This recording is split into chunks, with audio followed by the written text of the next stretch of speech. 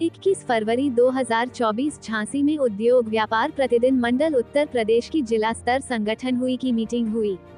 संगठन को मजबूत बनाने हेतु एवं व्यापारी हेतु को संरक्षित करने हेतु मुद्दों पर बात हुई।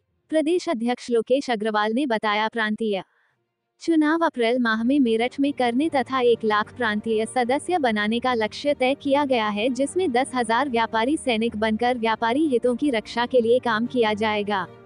तत्पश्चात प्रदेश अध्यक्ष लोकेश अग्रवाल जी की उपस्थिति में व्यापारी हितों को संरक्षित करने हेतु सरकार के समक्ष प्रयास के माध्यम से 2 मांगे रखी गई। उद्योग व्यापार प्रतिनिधि मंडल उत्तर प्रदेश के केंद्रीय नेतृत्व ने वित्त मंत्री श्रीमती निर्मला सीतारमण जी से भी समय मांगा है। व्यापारियों को आशा है सरकार व्यापार मंडल के दिए गए सुझावों की समीक्षा करेगी एवं व्यापारी हित में कार्य करेगी। यदि व्यापारियों की मांगों पर सरकार गौर नहीं करेगी तो संगठन सड़कों पर निकालकर शांतिपूर्ण प्रदर्शन, धरने व ज्ञापन के माध्यम से मांग रखेगा व एक बड़ा प्रदर्शन करके व्यापारी समाज में जागरूकता पैदा करेगा। अंत में जिला अध्यक्ष श्री विवेक जैन ने सभी का धन्यवाद ज्ञापन किया। अमित कुमार साहू की रिपोर्ट। को लेकर बुलाया था। आज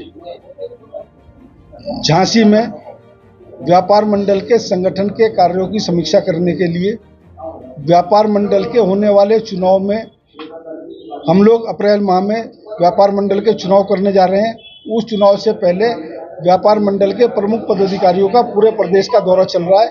हम लोग पूरे प्रदेश का दौरा कर व्यापारियों की प्रमुख समस्याओं को इकट्ठा कर केंद्र सरकार और प्रदेश सरकार के सम्मुख रखने के लिए एक आंदोलन की तैयारी कर रहे हैं। और व्यापार मंडल के चुनाव से पहले व्यापार मंडल के 1 लाख सक्रिय सदस्य बनाने का जो हमने टारगेट रखा है, उस टारगेट को पूरा करने के लिए हम लोग पूरे प्रदेश का दौरा कर रहे हैं।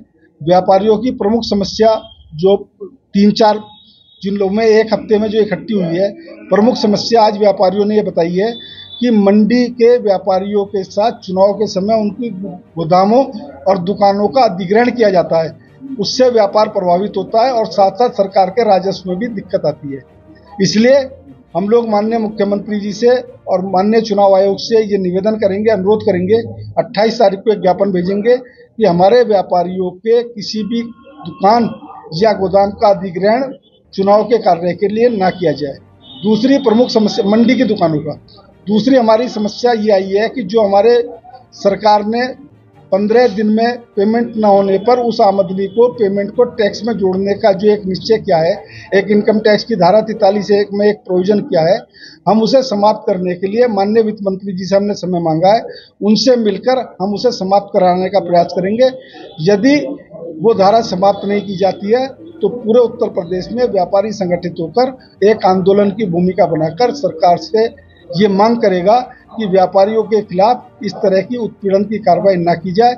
अगर टैक्स में सारा पैसा सरकार में जमा हो जाएगा और बाद में सरकार रिफंड करती रहेगी तो बैंकों का ब्याज व्यापारी नहीं दे पाएगा और व्यापार नष्ट होगा।